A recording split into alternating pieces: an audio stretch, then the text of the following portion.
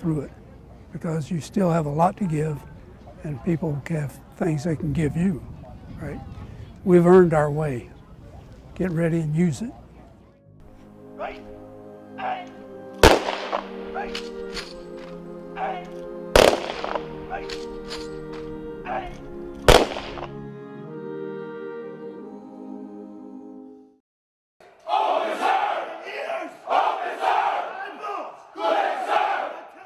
I was thinking all those guys came home being booed a lot of times. I want you to remember how tough it was when you were in Vietnam, what you did, what you had to do, and how important it is now for you to remember that toughness and go through it. That's usually what I do.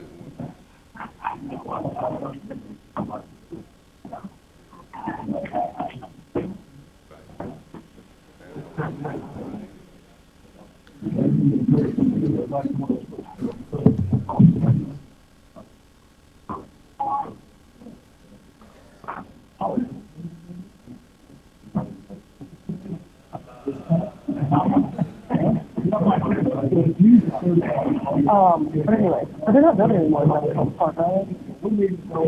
So,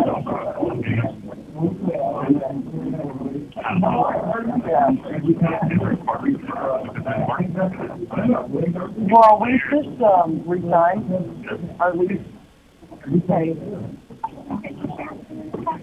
It's right there. We can't get it there. Yeah. We don't. I don't know who does that. But we can't figure out how to share it up there. It's just EM open and then 19. I don't know why I just have to date it, but it's 1980.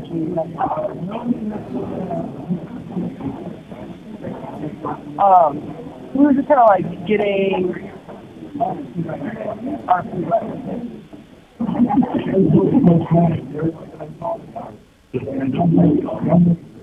So much. It's hard. Like, Yeah. it's really hard.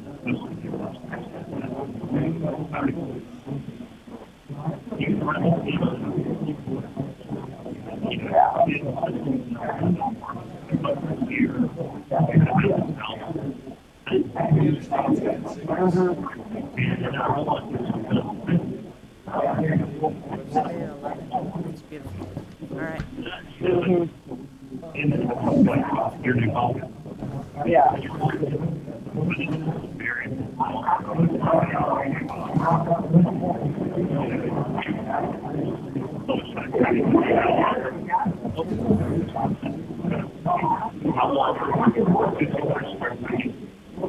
Okay, we're going to go ahead and get started. If everyone can move towards your seats.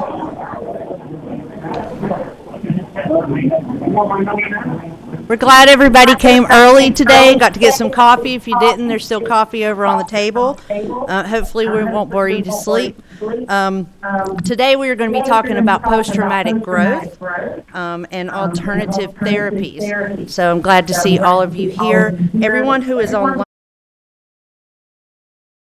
live, please comment in the section who you are and what your organization does. We want to hear from you so we can connect with you. If you're on the phone and you want to join us by live stream, it's at www.facebook.com/Governors Institute, GovInst. Remember, our meeting and agenda and our minutes are on the Governor's Working Group website, and you just go there, ncgwg.org. First up today, we have our chair. Our chair, Mr. Secretary Larry Hall. We're so glad to have you with us today. Introduction and remarks. Okay, well, thank you. I'm going to stand up, and I'm going to use this microphone, too, so everybody can hear me.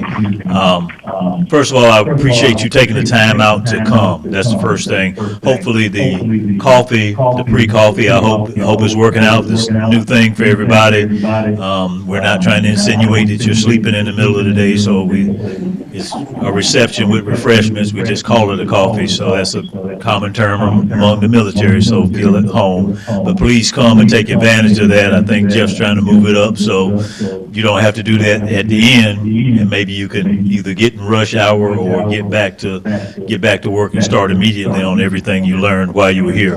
But the key thing is you're here, you've got other folks you can learn from and network with, and that is what we have to do. We still have major issues with suicide and a lot of initiatives and things going on, and we know that all comes back to quality of life, infrastructure in the community to assist, what happens in transition, and obviously what conditions you have and face as you exit active duty. So that issue will continue. Another part of that, another major component, homelessness. So we keep hitting on these same subjects. I had a friend who talked about his minister at church. Minister preached for a little while, and he said after service, a few of the trustees and a couple of deacons went up to him and said, "Minister, that's the same sermon you preached last week." He said, "Well, as long as y'all keep on doing what you're doing, I'm going to keep preaching what I'm preaching." And so you're making progress. We're getting better. We're still losing too many to suicide. We still have too many other things in the community that we have to work together to affect change on in order to have the impact we want to have on suicide prevention. Homelessness is one of them, and you have some other issues coming up, companion dogs and service dogs and those type issues that deal with post-traumatic stress and other emotional disabilities that people suffer.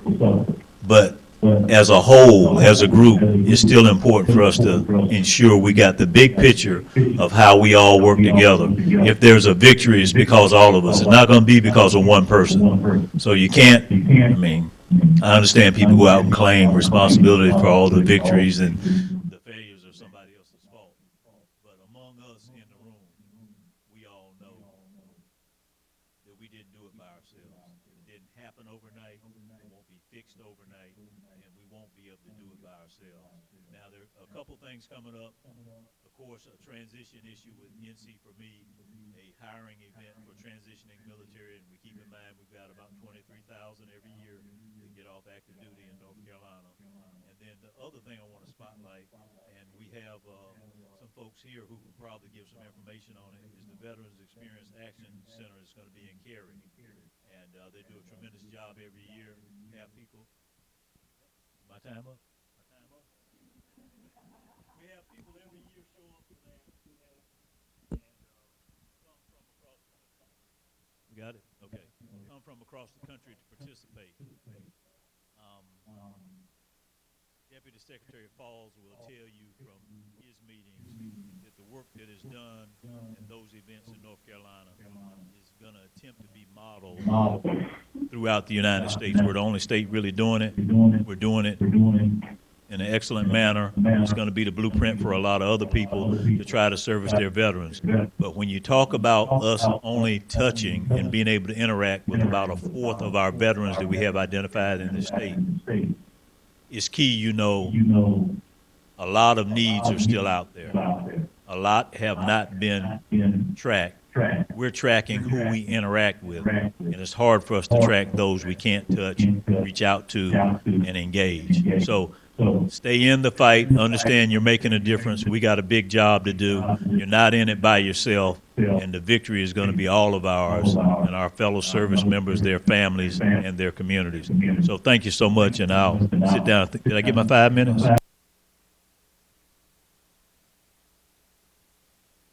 14:06. I think you took one of those minutes. Okay. Thank you.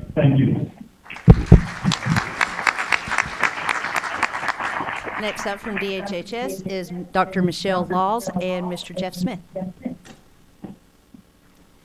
Good afternoon, ma'am. If you would like to say hello to the audience, and this is Dr. Michelle Laws. She will be taking our position for DHHS. She is my new boss and has just returned to DHHS from NAMI, and we're just very excited to have her aboard, ma'am. Great, thank you. It is an honor to be with you all today, and I just want to say hello and introduce myself as Jeff has done. It is a commitment and a priority, a top priority of Secretary Mandy Cohen and Deputy Secretary Cody Kinsley to be as supportive and to provide the necessary resources to help our veterans thrive, especially those that are included across the 3 disabilities that our office is responsible for providing services and overseeing. So that's developmental disabilities, mental health, and substance use disorders. We are very proud of the work that Jeff has done, and I'm just glad to be with you here today. Thank you. Thank you so much, ma'am. Some of the things DHHS would like to highlight today, we're very proud of some programs we've got going on. As we discussed last year at our homeless veterans working group at RTI, we knew veterans homelessness was going to be on the rise, and 2 hurricanes certainly didn't help that the housing stocks. But we've got 7 teams out across the state of North Carolina and nearly a dozen counties looking for chronically homeless veterans and getting them linked up with services. In the first 4 months, that program has served over 140 folks. So, like Secretary Hall said, it is a team effort, and we've got the full team out there working. Very excited to announce that we have been able to find funding to support a cutting-edge virtual reality PTSD treatment pilot program. Our friends at Alliance have helped us partner with Research Triangle Institute and Horizon Productions for this cutting-edge technology, and we're hoping that this is going to be another tool in our toolbox that doesn't require drugs to fight PTSD. And last but not least, certainly, August 31st will be Overdose Awareness Day. This is important because while we talk about the scourge of veteran suicide at 1 a day, 5 a week, here in North Carolina we lose 5 people every single day to opioid overdoses. This is a real thing. I believe 50,000 people died last year from opioid overdoses in the United States. So anyway, please keep your eye out for information about that day. And thank you so much, Crystal.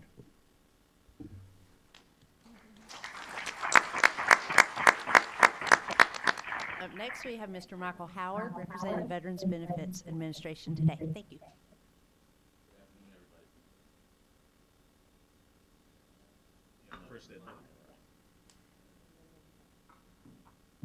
All right, there we go. Everybody can hear me now. All right, good afternoon, everybody. Thank you all for having BBA come down and join the Governor's Work Group. We really appreciate the opportunity to come down and speak to everybody in the community. I have a very unique opportunity as the public contact supervisor to reach out to many of your organizations across the state. And it's just this last quarter in itself, we've visited so many of you guys as organizations and helped out and continue to do outreach in the community. So we've had quite a few things that kind of went on in the last quarter that I kind of want to give you an update on as we continue to reach out. We've attended Congresswoman Fox's veterans event last month. Last week we had the opportunity to visit and travel with Congressman Meadows' Veterans Solutions Seminar in the Western North Carolina area. We've attended CVEBs in Asheville, North Carolina, as well as Charlotte, North Carolina, Lake Warren. And we continue our community outreaches where we've reached out to the Concord area with their All-American Picnic. This past weekend we were down in Charlotte with the Pride Parade, setting up a table out there. Madison County Rodeo, we went out there and partaked in their event. So we're really taking an opportunity and an initiative to really get out into the community.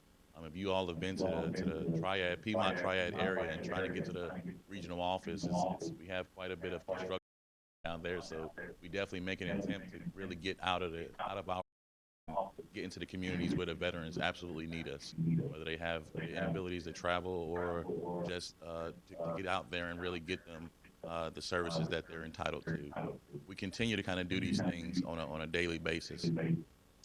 We recently continued our educational from a VBA standpoint with our education as far as our new procedures upcoming, especially in a context of the naval blue water case that has been recently been adjudicated with the courts. So we're really still getting a lot of that information together in order to proceed further with claim processing. So we're still getting that information out there. Our Appeals Modernization Act is still going pretty strong. We're really seeing a turnaround on veterans' claims for appeals really increase significantly as far as the reduction of the wait times. Our wait times for AMA is absolutely amazing right now. The times in which the veterans spent a number of years in waiting for claims through the appeals process is quickly reducing with our updated acts. We have several stand downs coming up in the state of North Carolina and that we'll be participating in the fourth quarter, this August, September, October timeframe. That will continue to kind of reach out to communities and work on some of those things that Secretary Hall highlighted when it comes to homelessness and veterans in need. So we'll continue to support the communities in that regard. The last thing that we have that Secretary Hall kind of brought up was the Carry V Act that is coming up on September 12th, 13th, and 14th. We've really been reaching out to that community, and the organizers and the local VSOs and community has really been amazing in helping us plan and educating us on the surrounding area and getting the veterans out there. And we look forward to a really amazing event.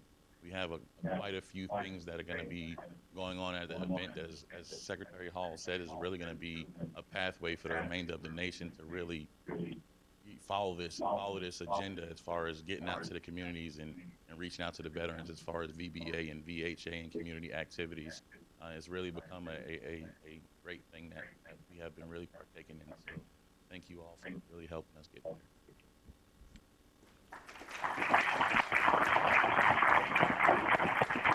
Next up, we have Tracy Scala, Acting Deputy Network Director from VA Vision 6. Good afternoon. How are you? Great. Well, first, I'd like to thank the state of North Carolina for such a warm welcome. I've been here 2 months as an acting from Las Vegas. And so I must say that being in the state of North Carolina has been something I've not experienced before. This is my first time in North Carolina. So it's been a warm welcome. And being a veteran myself, I really appreciate what I have noted as all the veteran activities that go on and all the outreach that occurs across multiple organizations, both with the state and with VA itself. So Ms. Seekins, unfortunately, is on her way back from Washington, D.C. today. So as the acting D&D or Deputy Network Director, it was my pleasure to come out and sit in for her today. We do have just a few updates. For those of you that are veterans in the audience, how many of you have been following the Mission Act? How many of you have accessed the urgent care piece of the Mission Act? Anyone? Excellent. And how did that go for you? Great. Was a little, okay, something to tweak on then. So, but we wanted to give you just a little bit of information about the urgent care process, and I assume that you guys will have access to these slides because we did provide a link on the slide that will give you more information about urgent care and how to access that. So make sure that when you're using urgent care, it's not like going to the ED. If you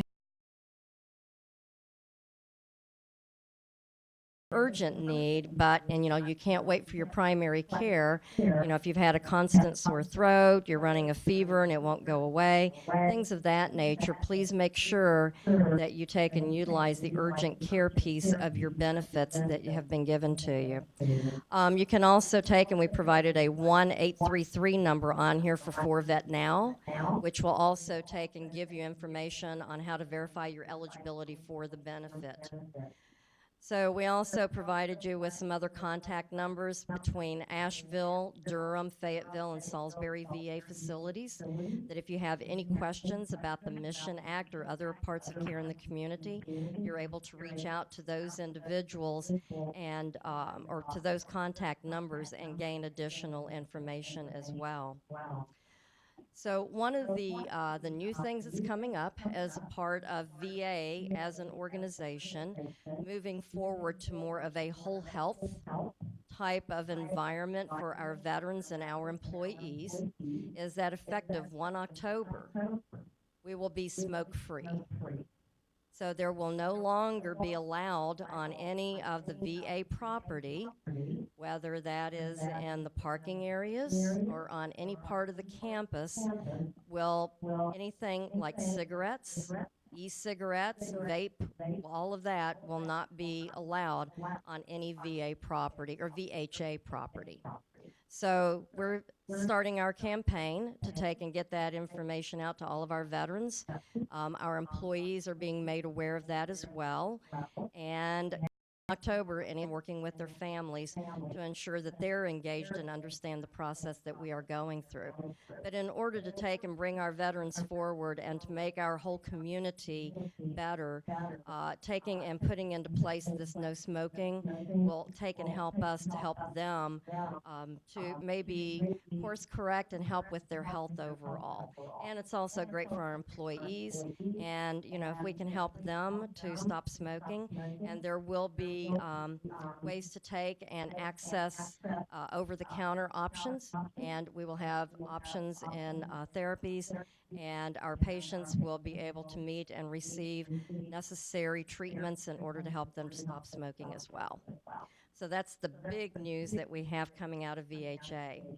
Also, our caregiver support expansion is basically, it's moving, but it has been a little bit delayed. We're looking at probably before we can expand completely our caregiver support program to be spring of 2020.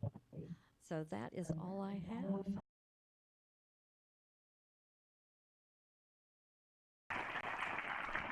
Next up from Workforce Solutions, Mr. Victor Glover. Good afternoon, everyone. Jeff, I like this 1:30 networking instead of trying to squeeze it in between 4:30 and 4:40. Well, good afternoon, everyone. Just a couple of things I wanted to share with you about what we're doing in DWS and how we're doing it. Secretary made a comment to the preacher who's preaching the sermon again. Well, I did this first slide a couple of months ago, but I wanted to touch base on this slide again because we are not getting as much bite out of it as we'd intended. And primarily it's the military spouse program that we have. We're part of a pilot program with the National Association of Workforce Agencies. We're piloting the program in Cumberland County and Fort Bragg to assist military spouses with employment. How does it work? Well, when a spouse is going to relocate to an area in the state of North Carolina and is looking for employment, she can contact Greg Wade in Cumberland County or Linda Gibson on Fort Bragg. And there are career coaches at each one of the installations. Those career coaches will contact Greg or Linda and put them in connection with the spouse who's looking for employment. We'll provide them labor market information and how to find employment opportunities in the particular area that they may be settling in. So wanted to reiterate that, get that information back out, and ask you all to help to support that. The other thing I wanted to talk about, upcoming with NC4Me, one of our great partners in the employment industry in the state of North Carolina. If we don't put the word out, the word doesn't get out as far as it could. So please, September 11th, we have one in Charlotte, October 22nd, one at Fort Bragg with our NC4Me partners. Two things I want to share with you on this next slide, some GWIZ information. One of the things our staff has been doing this past quarter is we saw 2,036 veterans with significant barriers to employment. Those significant barriers between transitioning service members between the ages of 18 and 24, our veterans who are trying to re-enter the workplace after being incarcerated, folks that may be undereducated, unemployed. Only those men and women that have significant barriers are we approaching and assisting with. We got a new grantee for the Homeless Veterans Reintegration Program. We received $1.7 million. Well, we didn't receive it. ABCCM received it, one of our community partners, Asheville-Buncombe County Christian Ministries, received $1.7 million to help our homeless veterans and our homeless population. Why is that significant? Well, the prior grant that we had the last 2 years, we were only able to cover 49 counties. With the new grant and the expansion, we'll be covering almost 85 counties in the state of North Carolina, and they have gone in and asked for an exception to expand as far as Cataract and some other counties that are out there in the rural areas. So we're pretty proud of our partners that received that grant. Also, Volunteers of America, we can't overlook Volunteers of America. They've been working and pushing a grant for female veterans and family members for a while in the Raleigh area, the Durham area, and the Fayetteville area. They also are our community partners. With that being said, if we don't get the word out, the word doesn't get out. I know there's some folks listening to us, but we have to do more than what we're doing. Get that word out about our programs and our partnerships, and I appreciate your time. Thank you.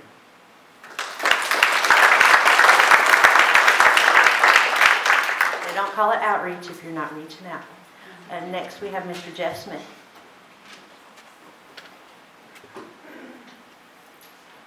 Thank you, everyone. I have it that they were working on the air conditioner and they didn't quite get it fixed this week, so please feel free to take your jacket off, gentlemen, if it's getting warm. I'll be brief here. This is our viewership for the Governor's Working Group through combined sources, Facebook, and YouTube channel, and what have you. So we're averaging over 5,000 people a month getting the word out, as Mr. Glover just spoke about. This is all the places that you can find us. We spoke about veterans homelessness and repeating the message, and we are still looking for a state homeless veterans coordinator, a by name list coordinator for the 13 regional COCs and 14 urban ones, combine their veterans homeless lists and come up with a master, and a visit homeless coordinator to coordinate the multiple services across the VA. And that is leads us to Paul Berry and our NC Serves updates. Sergeant Major.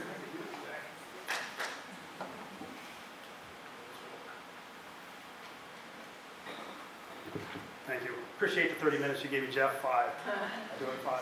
I want to throw this up there that this is probably hard to see, but you could look at the deck. This is the Fayetteville Vet Center and a handful of county veteran service officers for the first half of the year. The 119 referrals that they've put into NC Serves Central Carolina. Now they're doing that in the other networks too. I just wanted to throw out there that there is goodness happening. And I could put up the service categories, but it's everything from the power's going to be shut off to education to transportation to everything else in a coordinated way with these veteran service officers out there. It is changing the landscape. Aspen and Granville County, Franklin County. They'll tell you, Polk County, Moore County, places like that. It's really making a lot of goodness happen.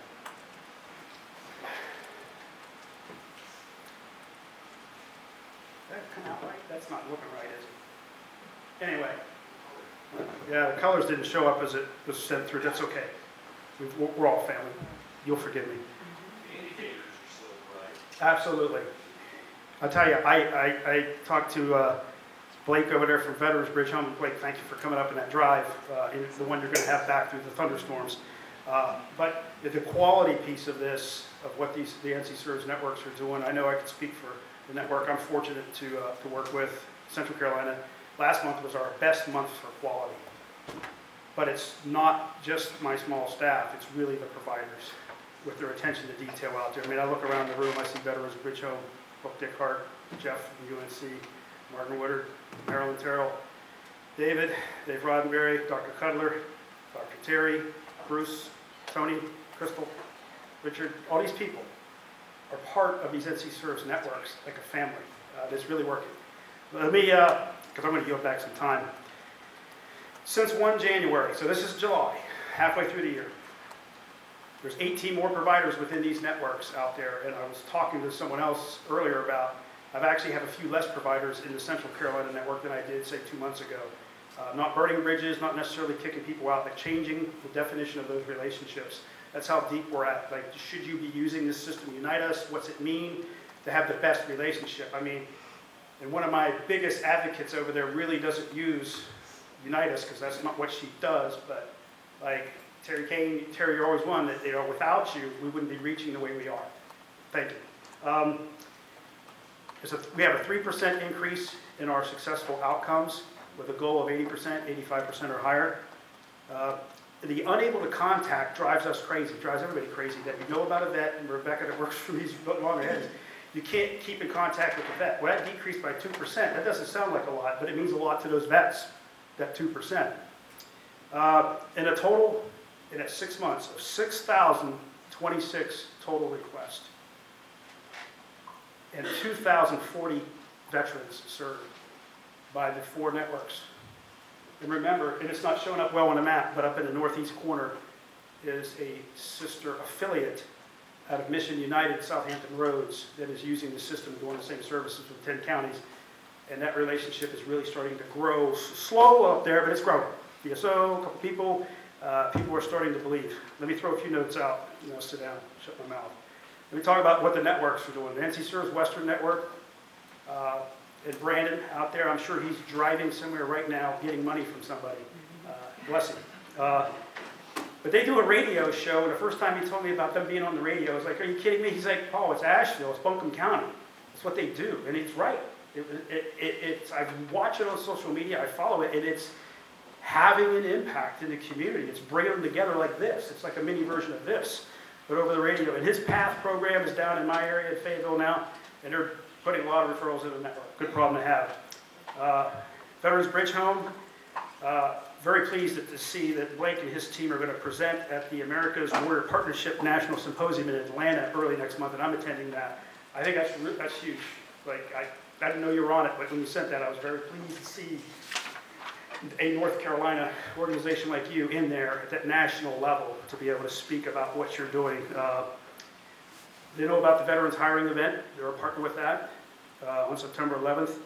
And I'm assuming, like, your SFVF funding is turning on in Mecklenburg County on October 1st. That's huge. Everybody knows if you ever work in that field and you run out of money, it's heartbreaking. So it's good news.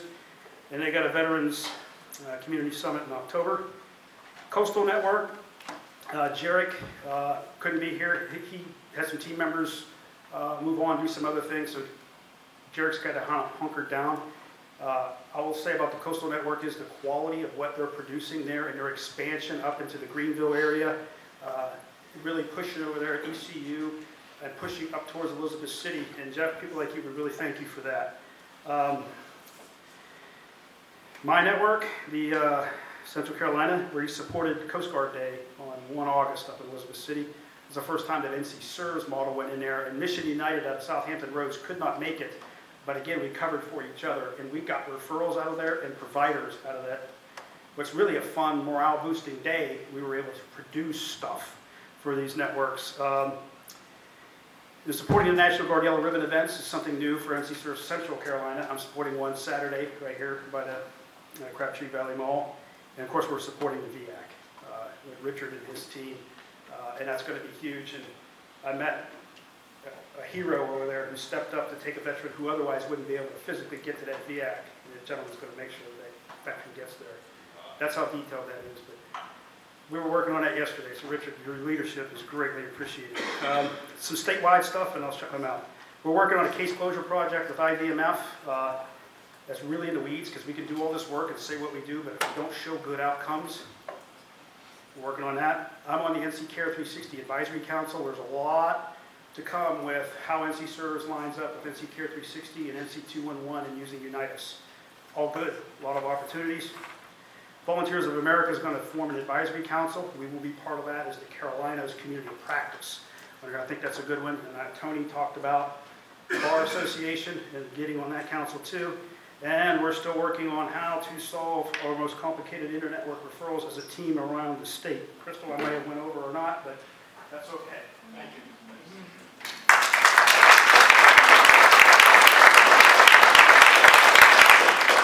All right, now we're going to move into our session, post-traumatic growth, alternative therapies.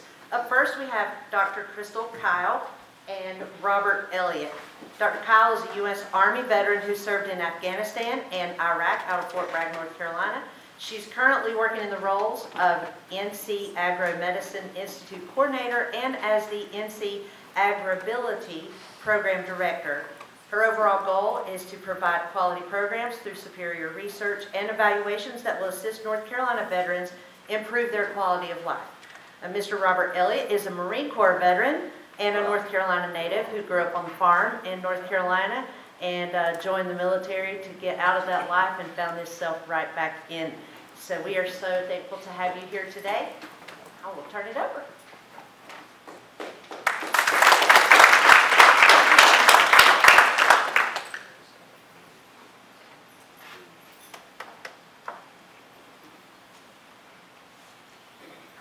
Good afternoon. Yes, sir. All right. Somebody else a little bit of coffee. I'm Robert Elliott, Marine Corps vet, as she said. Hated farming, hated every minute of it. My folks were horrible with business. And growing up on a farm watching 2 bankruptcies was kind of difficult to do. So first opportunity I had, I went for military service and only picked the best. So, anyway, after 15 years in and out of the Marine Corps, but working for them too, I found myself laid off in 2011 and had to go back to the farm, and farming was kind of a last resort for me. I had a horrible transition. That's me as a jarhead. They can't hear me. Can y'all hear me in the back? It's for the live feed. All right. Oh, people online can't hear me. Okay. How about that? Is that better? All right. That's me as a farmer coming home. A little bit fatter. Not as lean. Not as mean, but still Marine. The problem I had when I got out and was done on a military base and working with Marines for 15 years was that I had a lot of the similar transition issues that a lot of other people had. I went straight from the Marine Corps and a Marine Corps base to NC State University, and I could not understand how to work with college students at all. I'm sure some of y'all have probably dealt with that. So I wound up feeling like, you know, I had lost pretty much the biggest part of my life, which was Marine Corps, and starting to farm, you know, that chicken right there, that white one, that chicken of all things saved my life, just because it gave me more of a purpose, you know. So what basically happened was somebody asked me to speak, and it was the first time I'd ever publicly spoke in my life about what it's like to be a jarhead and come back home and start to farm, and how it helped me. And basically, this was to all of the leaders in agriculture in North Carolina, and they loved the speech. Apparently, I did a pretty good job, and from there, it went into news articles. You know, the press got their hands on the speech. They wanted to do further articles on me. That brought a load of veterans to me. They started calling me, hey, how do I farm? How do I do what you're doing? I mean, this stuff was like spreading across the U.S. So anyway, I started working with veterans. I just told them, you know, I don't know how you get into farming. I grew up with it. That was kind of my thing. But, you know, you come out to the farm, I'll show you what I'm doing. But anyway, it started to morph kind of into this training program called the Veterans Farm of North Carolina, where I realized pretty quick that veterans needed basic agricultural training skills. All of the parts that make up for therapeutic benefits of agricultural work and horticultural therapy, stuff like that, they're already there whether you realize it or not. It's just trying to make sure that all of the problems that farmers in the U.S. have, which I'll talk about in a minute, making sure that those problems don't spill over into a new farmer veteran. We're trying to make sure that we're building them for success in the agricultural industry, which is probably the hardest industry to get into and stay there. Most farmers that start out, they're done in 5 years and lost their wife or lost their husband or anything like that. They've lost everything in the process. So it's my job to make sure that veterans coming into this thing have exactly what they need and know exactly what they're faced with. So I'm going to turn it over to Crystal and let her talk about her stuff. Hey everyone, I'm Crystal. as you've seen earlier, I'm a veteran myself. My path has been a little bit different than Robert's. I was not in agriculture at all. I came out of the military with some pretty severe PTSD after Iraq and Afghanistan. Went back to school, like Robert talked about, and did not transition well with 18-year-olds in college. But what I did find was agriculture.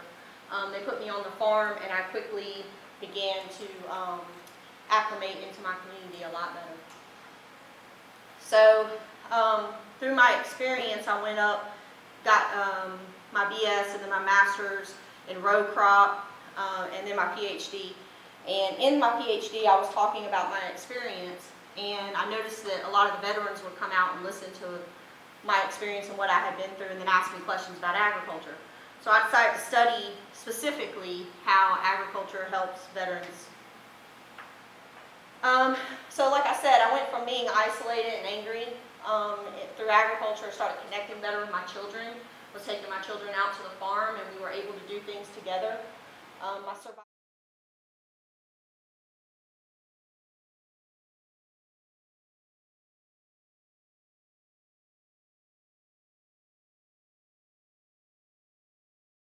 to complete my PhD so I could share this experience with other veterans.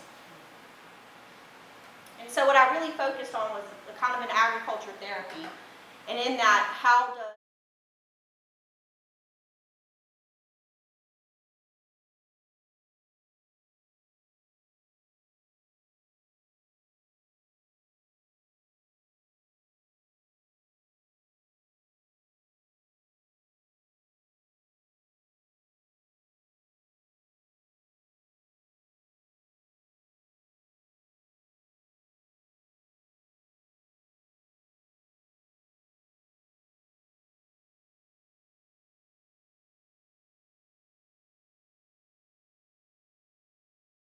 pretty quickly. So I wanted to look at it from more of a human development standpoint. Why is this actually helping veterans? And I didn't include this into the presentation because we only have a few minutes. But if you look at the actual brain and how it's shaped, agriculture as a whole, and this hasn't been done on veterans, which would be really cool to do a study, but it changes the shape of the brain. They do MRI scans. And getting into the earth and the soil changes the actual shape of the brain. It's fascinating. But I didn't add that. I looked at more of the cultural and organizational identity of veterans and how they're tied to the identity of military and then what it looks like after they're out. So as Robert said and as I said, coming out of the military, your identity completely changes. You go from a position of power to a position of being told you have PTSD, being told you don't have a place in civilian society. So what does that look like? And then what do your connections look like with your military camaraderie, and then the symbols that you had in the military, and then what does that do for your mental health? And then of course, mission oriented. We're so mission oriented in the military. So when we get out, that changes. So what I found was resilience was the key. Resilience helps with fighting against PTSD, depression, anxiety, behavior, suicide. And the higher the resistance, the more you're able to deal with these kinds of things. Trying to go through these kind of quick. So I want to study what an agriculture program, why it's so enticing for veterans. And I looked at why they were participating or why they were not participating. And I looked at, so some of the pre-interviews was the military gave me purpose. Civilians don't understand what I go through. Civilians are just about making money. They're not about the mission. They're not about honor and respect. And so I wanted to see, well, what programs are veterans participating in? And what programs for agriculture are they participating in and why? So what I found was Bardou talks about, and I won't get too far into it, but to have a healthy, well-rounded person, you need 7 capitals. And we think of capital as financial, as money.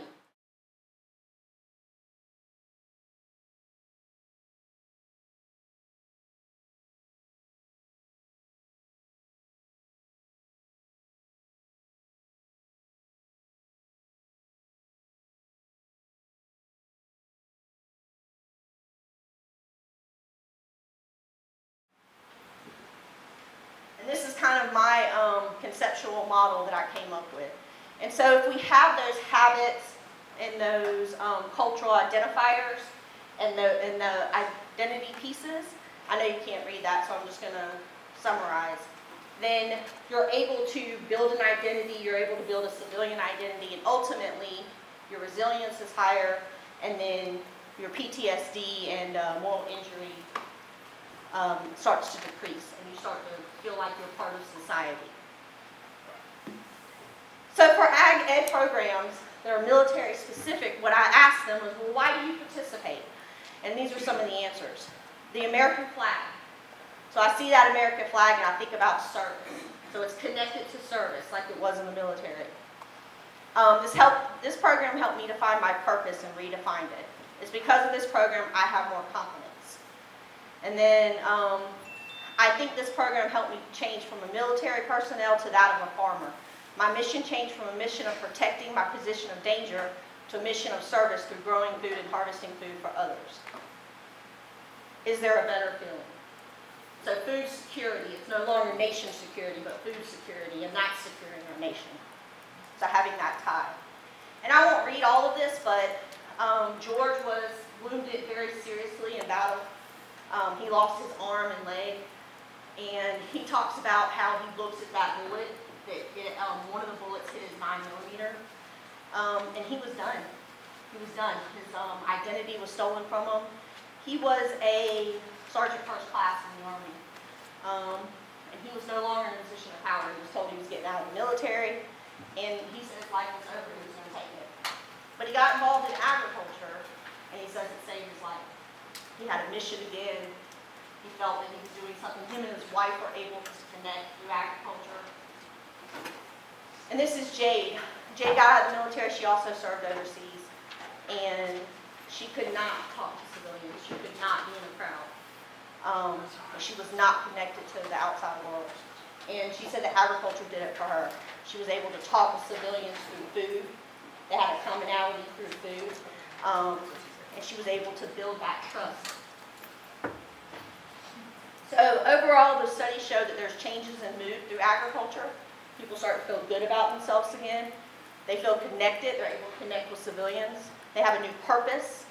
And the bottom line is agriculture is making them feel like they have a connection and a place in civilian society. And they're able to feel more resilient and then move up in that social ladder and feel more social mobility. So what I got out of this study was a couple of things that I recommended. Create a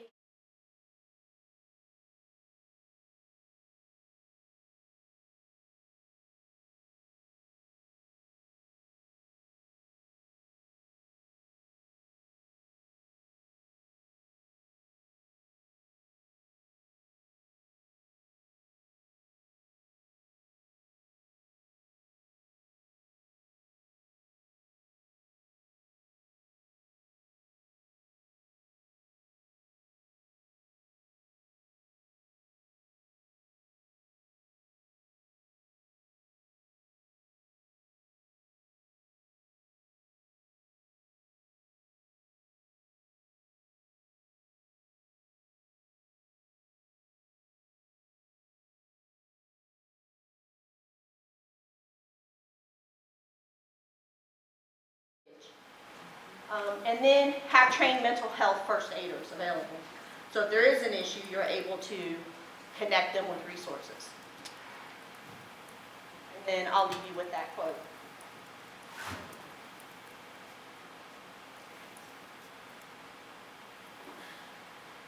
So agriculture today has got quite a few problems. As I was mentioning before, your average age of farmers across the U.S. right now is 58 years old.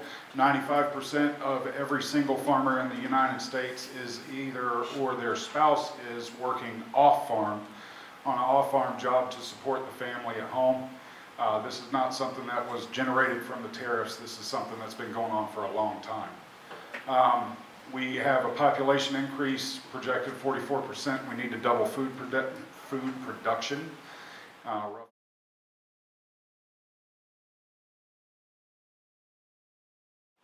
The programs I built were very much based on business principles around agriculture. We did not want to get into the therapeutic side of this thing when we originally started building these programs that I've built and managed, just for the simple reason that we did not.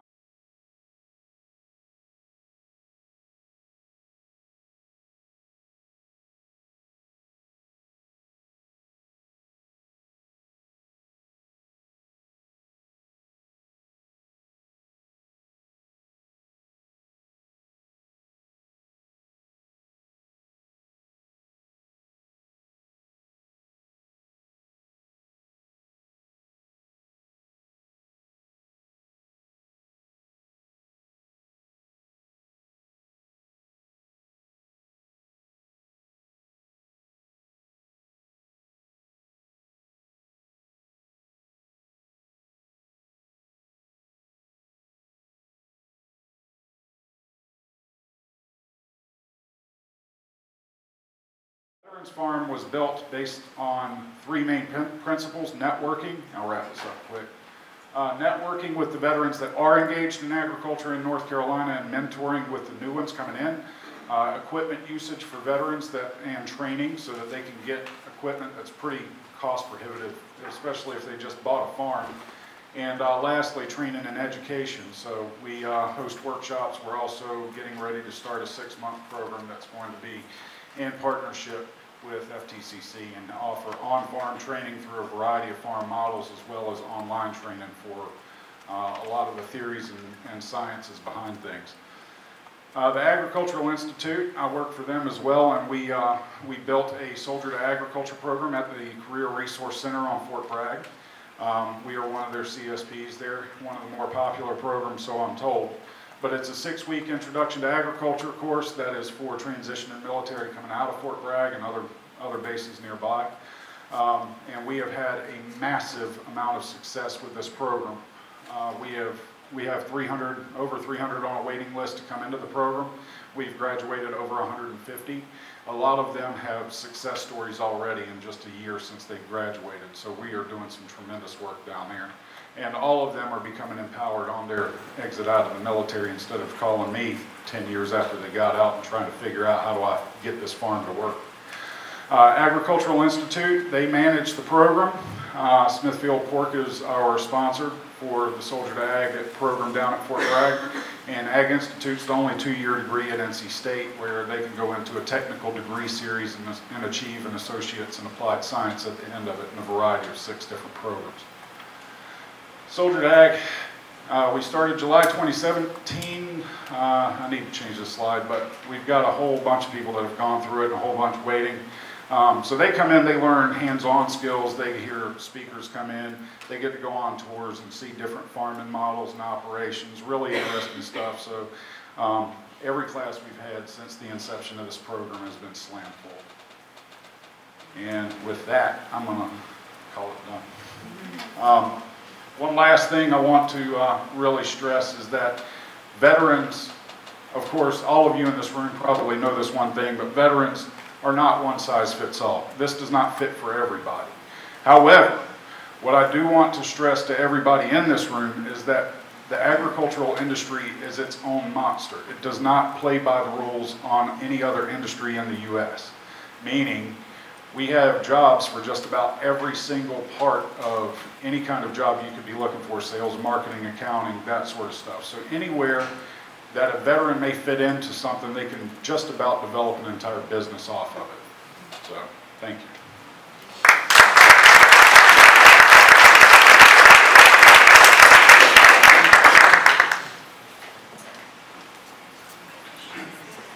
Next up, we have Dr. Terry Morris. She is native of Durham, North Carolina. She's extremely passionate about the welfare of veterans suffering from emotional and/or physical disabilities, and, after my own heart, the animals that are suffering and euthanized at animal shelters due to overpopulation.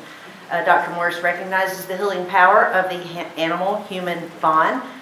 She is thankful to God and is honored to have this opportunity to serve our U.S. military veterans and animals, both of which are in need of love, companionship, and healing. Dr. Morris dedicated the Vets to Vets United, Inc. program to her father, who died during his tour of duty as a captain in the U.S. Air Force, and to her sister, who also served as a captain in the U.S. Air Force. Both father and sister were Tuskegee pilots. Welcome.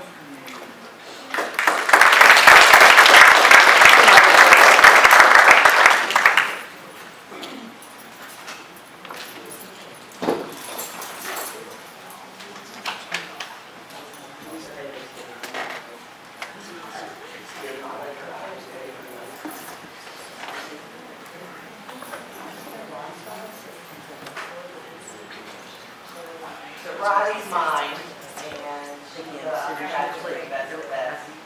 And also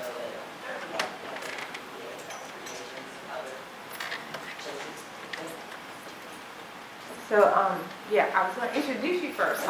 Riley actually partnered with another veteran prior to being partnered with Cindy, who's also a veteran. And it just shows you that not all partnerships work on the first try, but that it worked out perfectly for them. And it's just a blessing to have them on our team. And Cindy is our member of our board as the treasurer. And this is Mr. Ron Whitfield. He's also a veteran, and he is escorting Bentley, who is pretty new to our program. He is a Rottweiler who has been partnered with a veteran and is in boot camp at my house right now because we have a test next week that he has to pass. So I have him for a little bit, and then he'll go back to his mom, and hopefully we'll pray that they get through the test. And so I would like for just Ron to just say a few words as our chairman. He's our chairman of the board. Well, what kind of words you want me to say? I got into this program about 5 years ago. In fact, I ran into them in Costco. They were doing some training with the dogs, and had just retired from the state. In fact, most of you, I was in DHHS, but the Division of Vocational Rehabilitation. So I thought it's something I would enjoy doing. Somebody wants some dog loving. And if you have any questions about the program, if we don't have enough time to answer your questions, we'll stick around a little bit afterwards, and you can come up and pet the dogs or whatever you want to do. Okay, thanks.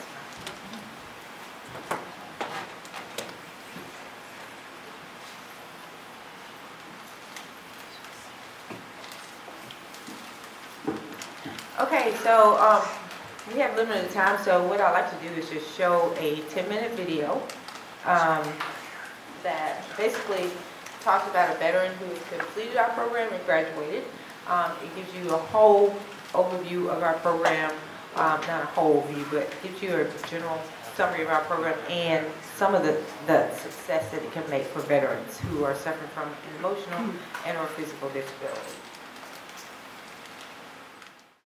We were two peas in a pod, and we both joined the Marine Corps because we were like, you know what, let's get away from here. And we went in on the buddy program, and we went to MCRD San Diego and was part of Gulf Company. And from there we graduated on President's Day 2008, and then we went to School of Infantry, and from there we both got stationed with 3rd Marines out in Okinawa. On February 19th, 2010, I got news that my best friend had stepped on an IED and was not coming home. I ended up having to go to Brazil, Indiana, and escort his casket. And that was probably the worst day of my life. I went to Okinawa, and me and my best friend went out there, and when he went to Afghanistan, I was coming back off of what we call a MEU. Coming back from Australia, I call it a boat cruise. It was fun. That was my first taste of realizing what's about to happen in people's lives. My name's Nick Saunders. As far as back as I can remember, my grandpa served in World War II, my dad served in Vietnam, My sister did Desert Storm, Desert Shield, and I've obviously done Operation Iraqi Freedom and Operation Enduring Freedom. I've witnessed a couple people commit suicide. The first one that I saw was 2008 when my whole world literally fell upside down. I was sitting outside at the barracks having a smoke break with my buddies, and this kid was up on third deck, and he looks out and he goes, "I'm gonna do it." And we all just looked up like, okay, yeah, whatever. And when he jumped out the window, he hung himself. And from that day on, my life was just like, wow, I stopped caring. With witnessing suicides, I see shadows. They come up, they've talked to me, they've touched me, they've blamed me. I relive those every night in my dreams, watching people, don't even know them, just commit suicide. When I see them, I don't know what they want, and it freaks me out. There's a couple of times that I've sat in the corner and cried, just wanting them to go away. There's been nights where I would just be laying on the couch or in bed with somebody, and I'd see a shadow, and I'd reach over, punch them in the chest. There's been times where I've woke up and I've had my AR-15 pointed at them because I thought they were a shadow. I'd been going to the VA for 3 years on and off whenever I had appointments, and they'd classified me PTSD. Out of the raw score, you can get a total of 85. I scored a 78. I didn't get therapy or any kind of medication until this past year. Thought I could deal with it myself, but due to a couple events, I had to go into the VA, and I decided to finally get help after 4 years. I was coming back from Wilmington and don't know what happened, but I walked into the VA with a loaded weapon. I looked at them and said, either you get me help or I'll shoot myself. They asked me, do you live alone? Do you have anybody? I'm like, I live alone. My parents live in California now. Like, why don't you get a service dog? I was like, I don't qualify. I don't have the money for it. They're like, but for service members, it's free. So from there, I had to fill out the paperwork, and the doctor who was training service dogs, Dr. Terry Morris, she evaluated it, looked at it, and said, we got a perfect fit for you. He and I talked, and I also felt like it would be great to try to partner him. And I actually felt like after we talked, I had the perfect partner for him, and that turned out to be wonderful. I got Winston from Vets to Vets United Incorporated up in Raleigh, North Carolina. Vets to Vets is a nonprofit whose mission is to rescue, train, and partner animals with veterans who are suffering from loneliness, depression, post-traumatic stress disorder, traumatic brain injury, and physical disabilities. I started Vets to Vets because I saw that there was a need here in North Carolina, and with the need so great, I decided to begin this organization. I would really like to spend the rest of my life doing something that I was really passionate about. And of course, animals, since I'm a veterinarian, I love animals. North Carolina has the highest kill rate or euthanasia rate of animals in the whole country. So if I could do something to help with that problem, that would be great. My other passion is helping people. I love helping people and just seeing them smile.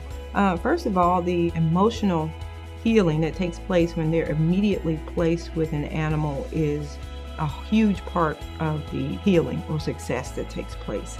So even if the dog is not trained yet, just having that animal in your life and having that unconditional love coming to you immediately makes a huge difference in the emotional well-being of the veteran.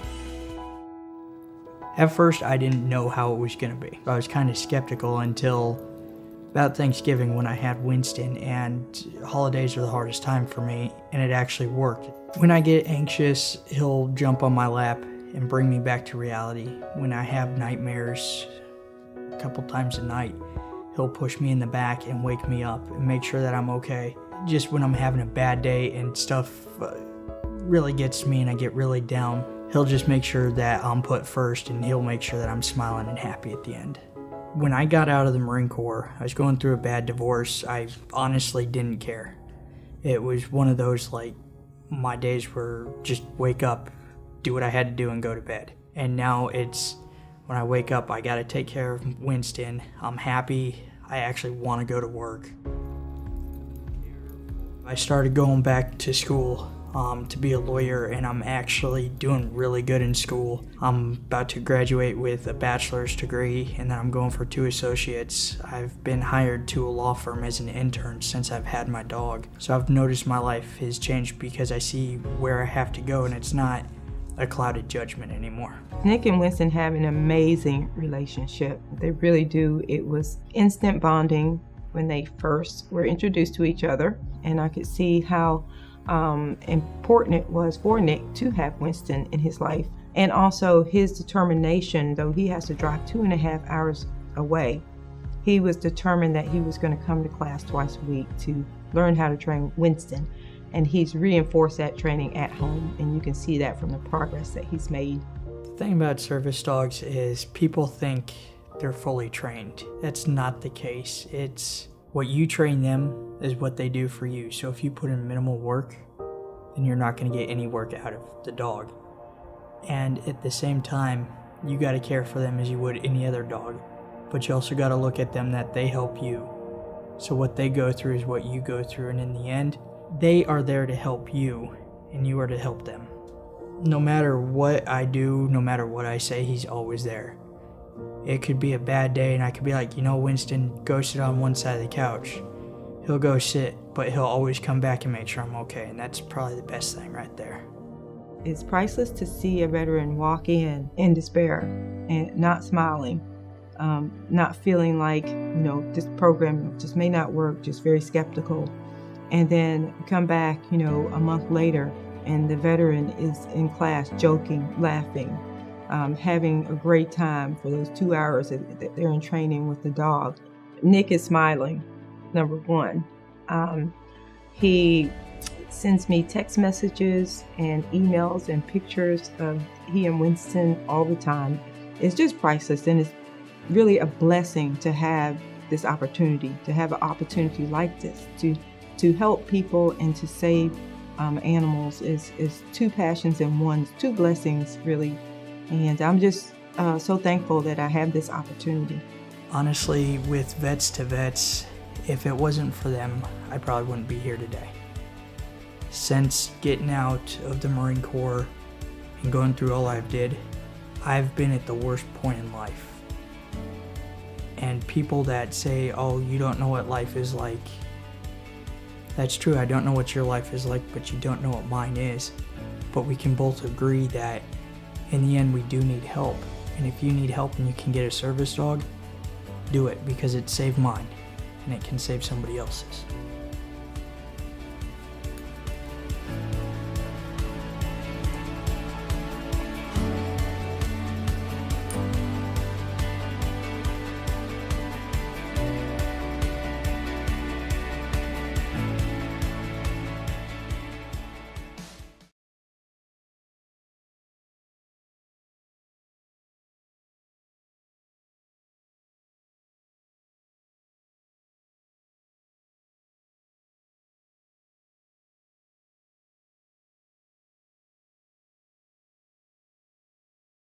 I've been at the worst point in life. And people that say, oh, you don't know what life is like, that's true, I don't know what your life is like, but you don't know what mine is. But we can both agree that in the end we do need help. And if you need help and you can get a service dog, do it, because it saved mine and it can save somebody else's.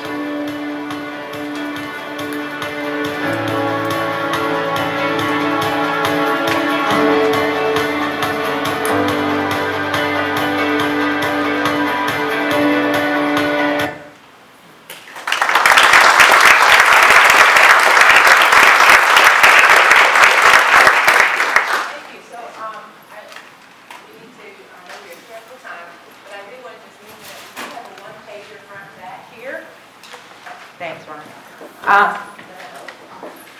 We have a one-pager front back here that just pretty much gives a full summary of our organization, from what our mission is to the history. Okay, to our history. It has our financial information on the back, what we need, human resources, and what we need in the future. And also, it can tell you the functional metrics survey. I'd like for you to really take a look at that, because we just developed some questions so that we can try to measure our impact for veterans in the program. So we've only done this for 2 years, 17 and 18. We actually started 7 years ago, with the first year being getting all the paperwork done, second year recruiting veterans, and then our first graduation a couple of years later. So it takes about 2 years to get through the program. And then after that, we started trying to measure metrics, something, just to say, is this program working? And one of the most important things that I want you to note on this graph is that with all the veterans that were interviewed in the year of 2018, we did see a decrease in the number of suicidal thoughts, in addition to several other metrics that we measured, which showed, including the whole family. I mean, it's not just for the veterans, for the whole family.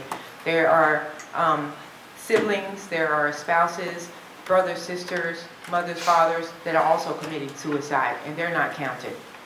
So this program, we also train service dogs for them too. A lot of spouses actually suffer from emotional disabilities, just trying to take care of a veteran who is suffering also. So we will train a dog for any family member. There are people that have children that are suffering, and we will train a dog for also for children. So I think I'm not sure if we're out of time. Any questions? Oh, yes, if you have any questions, please. Questions, anyone? We're in Durham, North Carolina. Yes.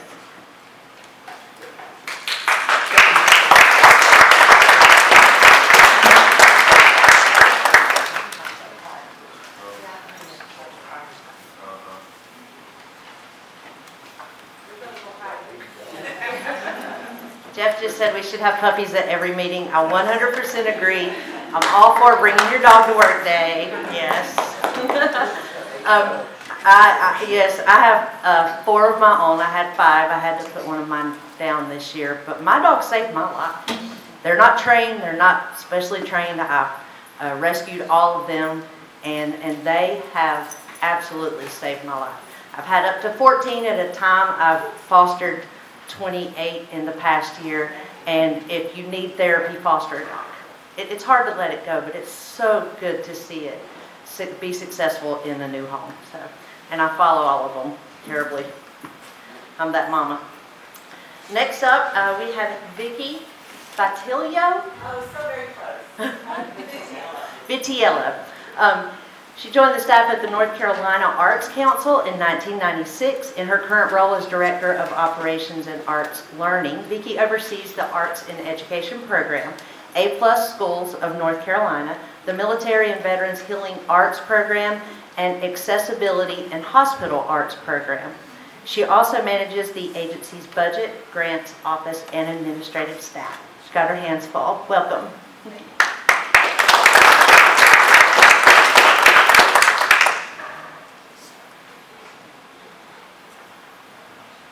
Right, I don't have puppies. I didn't bring puppies. I know. Farms and puppies.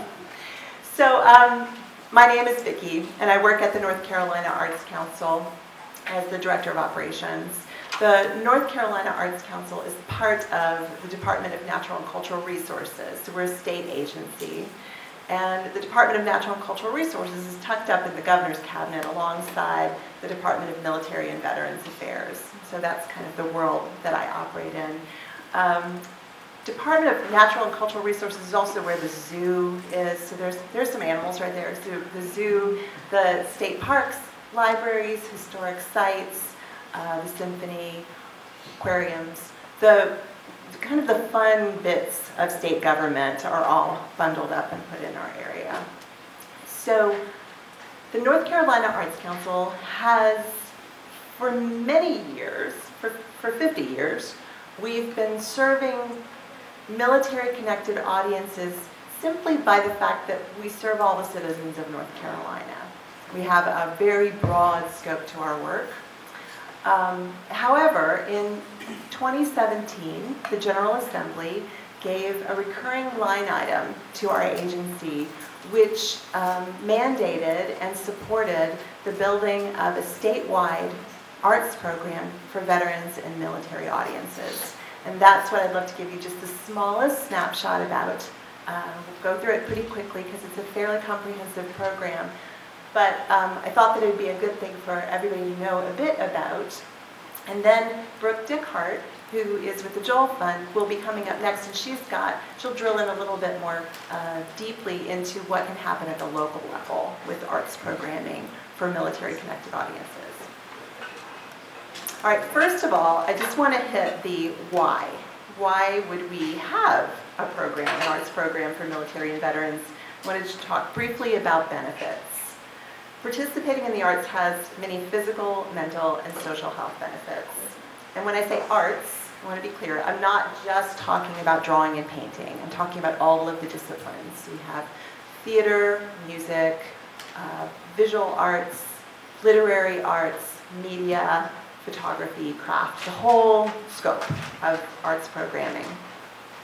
The arts intrinsically enhance the quality of life for all people, but they provide some really important and layered support for the unique needs of servicemen and women, veterans, and their families. Number one, participating in the arts enhances healing and provides important health benefits from every stage along the way to wellness.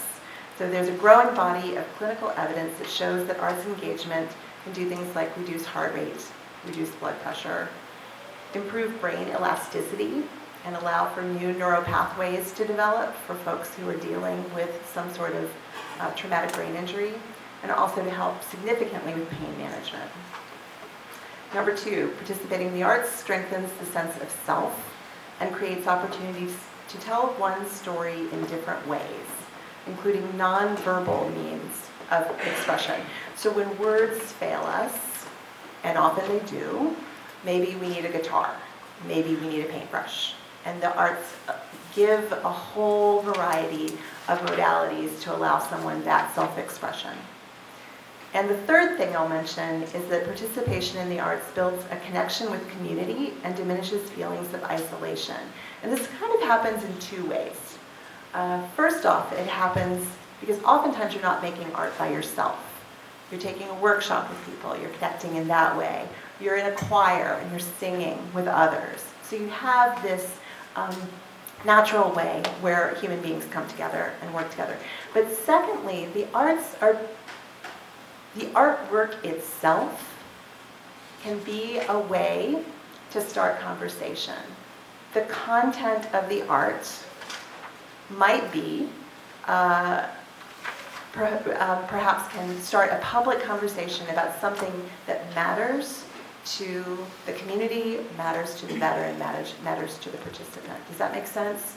So you go see a play, and the theme of that play is around isolation or transitioning back.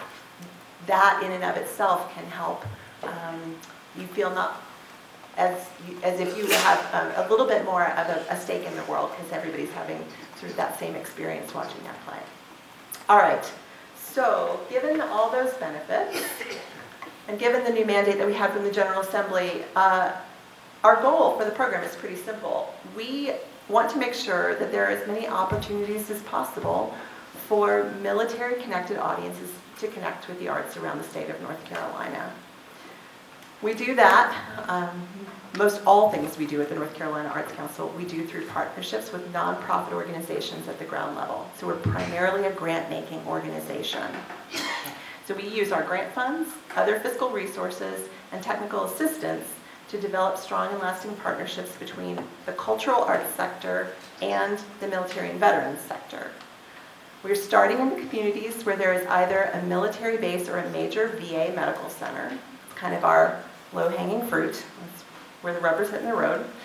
Each community has different needs and different assets, and each community is developing unique arts programming to serve those needs. And so far, just in the couple of years we've been working, we've got programs set up in Jacksonville, Elizabeth City, Fayetteville, Asheville, the Triangle, and Dare County, which was sort of an outlier, but we love Dare County, so they're doing amazing things. Also, as soon as the state would kind of gets their act together and passes a budget, and we're all waiting on that, we'll be able to set up the next level of work that we are doing. And we've got both New Bern and Goldsboro sort of in the hopper to support programming that they're going to do. All right. I'd like to spend the next bit of my program just talking about 3 specific funded projects so you guys can get a glimpse at the type of work. I'm going to start with a project called Brothers Like These. A few years ago, I got a phone call from a primary care physician at the Charles George VA Hospital in Asheville. His name's Dr. Bruce Kelly, and Dr. Kelly has a huge panel of patients. Most of them are Vietnam veterans. And Dr. Kelly was witnessing what a lot of the VA is experiencing right now. Vietnam veterans in his care were starting to exhibit fresh symptoms of PTSD. They hadn't been diagnosed before, but as they got older, the ways that they had organized their lives and taken care of themselves, some of those things might have fallen. So Dr. Kelly thought, I need more tools in my toolkit, and I want an arts and humanities program at the VA hospital in Asheville. So he called his state arts council. And we were able to help support the first writer-in-residence program at the VA. We brought in Joseph Bethanti, who is a poet, who's a fabulous poet, used to be the poet laureate of North Carolina. And Joseph Bethanti recruited Vietnam veterans who absolutely would have never have said they were poets. They were really interested in having some sense of care from their doctor. They loved that their doctor wanted them to be a part of this. And they were willing to give it a try. And so the Vietnam veterans came and did a series of writing workshops. The experience was so poignant and powerful for them, and the work was so good that they were creating, they published a book. And the book is called Brothers Like These. It was published by St. Andrew Press. It is in its second run now, and it is the best-selling of all titles that St. Andrews Press has ever done. This group also decided that they were ready to share their work more in person. They wanted to actually read their poems to an audience, and they developed a stage reading of their poetry. That stage reading has been performed 3 times in Asheville and has gone on the road. So they've done the performance also in Jacksonville, and they've done it in Dare County. And then, just because they want to take over the world, this group has incorporated their own nonprofit organization called North Carolina Veterans for Writing Alliance. And their mission is to raise funds so that they can continue to make sure that programs like this are available to veterans, whoever wants to be involved in writing. The Charles George VA program has continued, and they've also opened up programs for women veterans and younger veterans as well. Now here's a quick picture. I wanted you guys to see the staged reading. What you can imagine is it's an evening-length performance. So it's about an hour, and there are 15 veterans who are sitting across the stage, podiums on either side, and the arc of the story is the first poems that are read are poems about getting drafted, saying goodbye to family. The center part of the story is in country, the war experience. And then the final part of the evening is the coming home experience and the processing experience. And there are 2 podiums on stage so that one reader is at one podium, spotlight is on that person. When that poem is done, that person sits down in the next. It's got a really beautiful flow. But maybe the most poignant thing is on the scrim, projected behind that veteran, is a picture of him in country at 19 or 20 years old. So you get that sense of who he was and who he is today. That's David Robinson. He wrote a poem called Across the Sea, the very last line is how lucky he feels 50 years later to have found brothers like these. And so David's from Burnsville. He's amazing. Another funded project that we do is with the Cape Fear Regional Theater out of Fayetteville. And this is a theater company that's been around for a long, long time. They actually have a long history with Fort Bragg. They've been on Fort Bragg at times. That theater company has been there. But now what they're doing really is focused on designing theater classes for military families and military kids.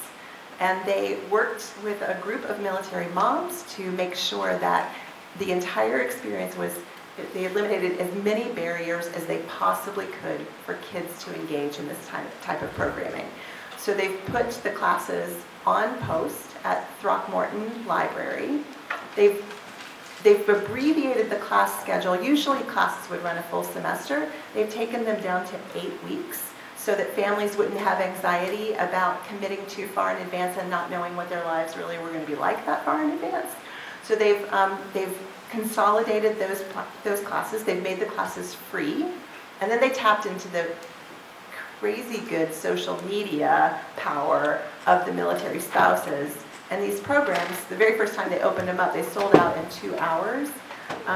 They're serving about 110 kids per year now through this program. And the third project that I'm going to highlight, Paul's sitting right here, you can speak to this perhaps a little bit, is I want to brag on our relationship with the USO of North Carolina. We've been working really closely with them for several years, and there are 2 different components to this partnership. The first, I'm sure many of you know about the acclaimed resiliency programs that the USO has designed, and those are the Warrior Reset, the Spouse Reset, and the Family Reset. One of the reasons that those programs continue to be so impactful is how brilliantly the USO team has brought artists in to be content knowledge experts and to help make those 2-day experiences have these kind of creative openings where if you do art in a way together, kind of opens up the way that you relate to the people in the room with you and gives you a different mindset as you're approaching some of these problems. This picture is Michelle Pearson and Alfredo Hurtado, who are 2 principal dancers from Black Box Dance Company based here in Raleigh. I think that now there's been about 16 different resets that Black Box Dance Theater has done with the USO of North Carolina. They've gone up, they've done this for a few years now.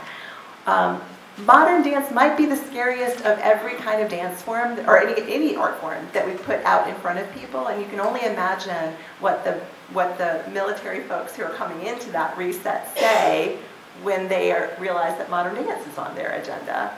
But this company has an extraordinary way of overcoming that resistance and those barriers and making everybody feel connected. One big reason is Alfredo is actually a Purple Heart combat veteran who was not a professional dancer until he left service. And so he himself is kind of a one-man bridge between the arts world and the military world. The second partnership with the USO, which has been hugely important for us, is the USO of North Carolina designed some trainings so that our arts organizations and our artists can be the best partners possible when building these kind of programs around the state. And Paul, you've taught some of those trainings for us. All right, here's a picture of, I think Alfredo might be in the center of all of those hands. The USO this is this facility in Jacksonville. These are Marines dancing with Black Box Dance Theater.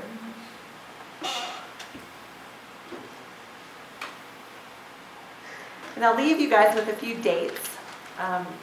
First of all, next month, September 14th, Brothers Like These is doing yet another staged reading in Asheville. They can't get enough of it in Asheville. And so that particular event is going to be a fundraiser for their new nonprofit organization.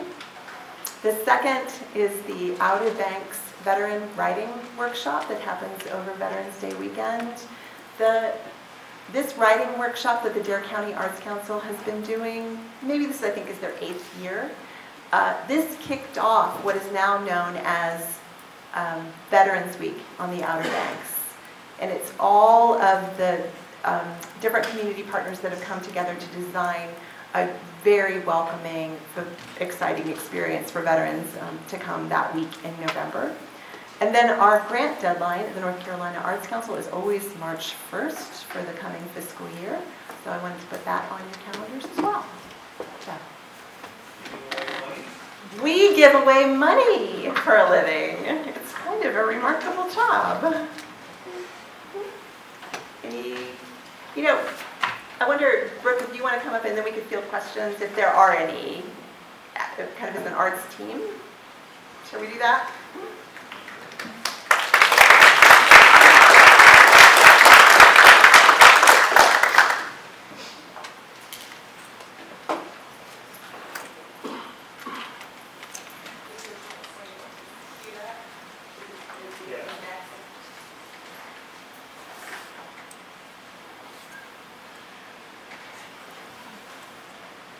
I'm going to use this microphone instead. Good afternoon. My name is Brooke Dickhart, and I'm the president and founder of the Joel Fund. So I started the Joel Fund in 2015 in honor of my dad. My dad was a Navy SEAL for 20 years. He served 4 tours in Vietnam, and he was on SEAL Team 2, and he was a plank owner of SEAL Team 6, an original member. And then in 2014, he passed away after a hard battle with PTSD. Our mission at the Joel Fund is to reconnect veterans to life at home. One important piece I took away from my dad's experience was not one thing works for everyone.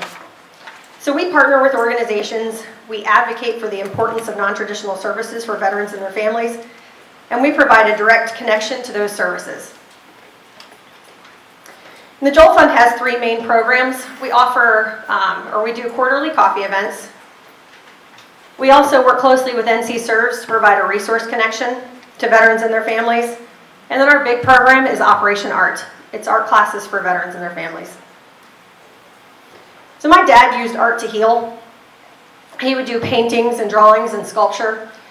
He had an entire wall in his condo, probably twice the length of this wall, floor to ceiling, of faces that haunted him. And as a child, I never understood what it was about. In fact, I really didn't realize it until after he was gone, what it was.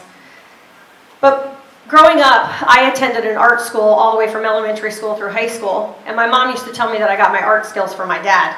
So it was a way that I felt very connected to him. He was gone 9 months, sometimes more, out of the year, and it was just something that always made me feel this connection with him.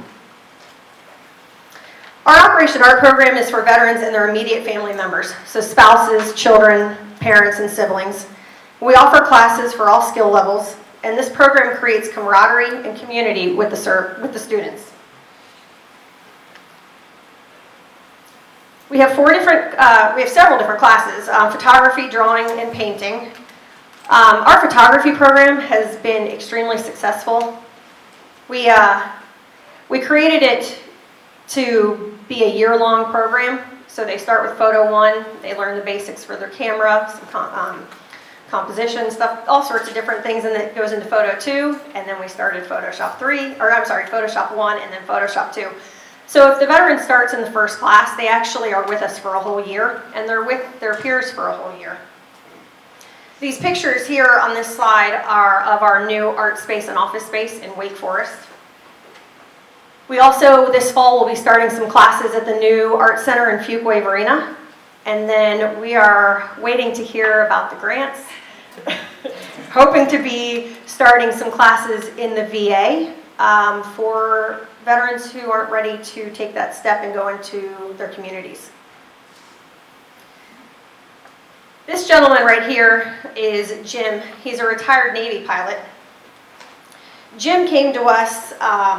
He was an amateur photographer in the Navy, and when he retired, he wanted to freshen up his photography skills. So he started with Photo 1, took Photo 2, went to Photoshop 1, and in the middle of that, he was diagnosed with terminal cancer. The friends that he made in this class really rallied around him. They started taking him meals, and they even took him to doctor's appointments. And I think that knowing that part of his story, it really drives home the point of his quote. The great unexpected benefit of taking these classes was interacting with other veterans. I've gained some very solid friendships, which I consider a gift beyond a value I can put into words. So this is Phoebe, another Navy veteran. Go Navy. Phoebe has been taking our Operation Art classes since the very beginning. And she was referred to us by the Recreational Therapy Department at the Durham VA. When she first started taking our classes, she told me that she was really having trouble creating art. She was kind of in a lull. She would sit down and wouldn't be able to create anything. But after taking several of our classes, in this picture, here she is from the VA Arts Festival this past spring. That picture she drew won first place, and she worked on that in our classes. Not only did Phoebe enhance her artistic ability through our classes, but she says that she found hope, peace, confidence, and camaraderie. And on a side note, Phoebe has also taken a couple of our classes with her adult daughter, and that's really helped their relationship and brought them closer. These testimonials from Jim and Phoebe are meaningful examples of how our Operation Art program helps veterans and their families. Not only do they learn an art skill, but our students gain strength from this community, which is a critical part to their healing. Thank you.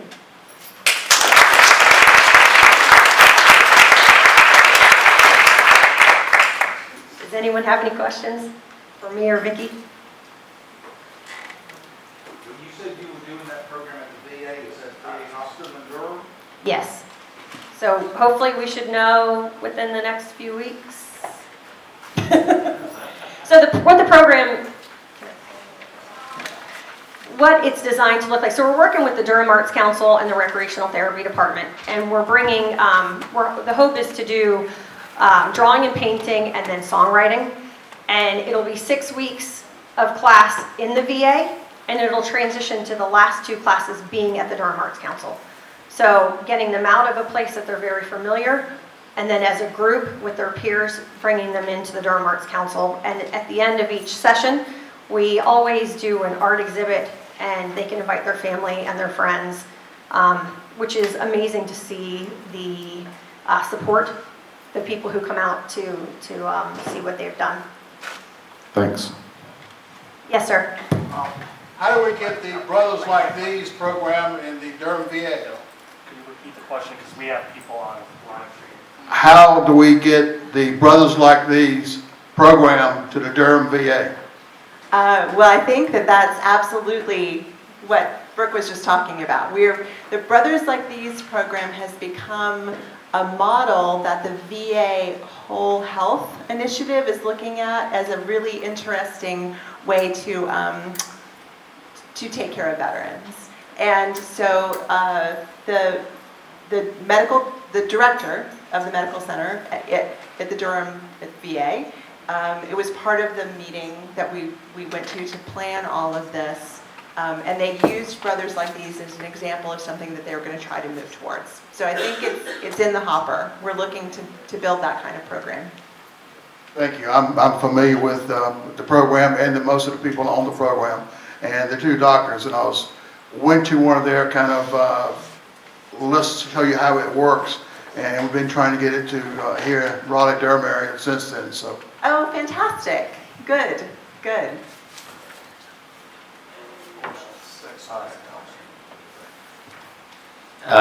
Charlie Bradley with the Brian Hamilton Foundation. This is a question for you, Brooke, or both. Do you see very many of those that go through the program that end up selling their art in Etsy or other marketplaces or anything like that? So they definitely are working towards that goal. This year, about 3 months ago, we worked with Stop Soldier Suicide to put together an art exhibit in their space. And all of that art is for sale, or let me say most of it. We worked with veterans across the area to set this up. So that was our first approach to help them with that process. I do know some of them do some stuff online. I just don't have the exact details. And even some of them now want to have their own studio space. Great. Awesome. Yes, sir.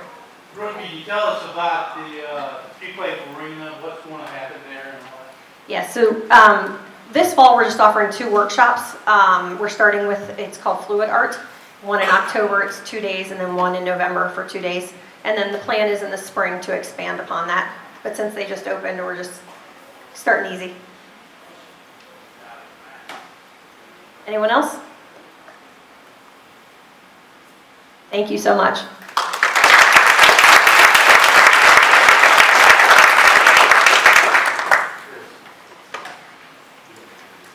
Thank you, both so much.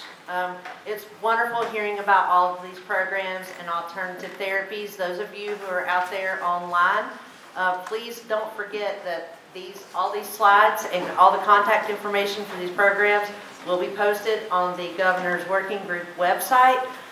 Please reach out to these folks, refer your veterans, use NC Serves. Right now we are going to do introductions and updates. Come in. Good afternoon, Pamela Thomas. I'm with the Tar Heel Unit 733 Marine Corps League Auxiliary.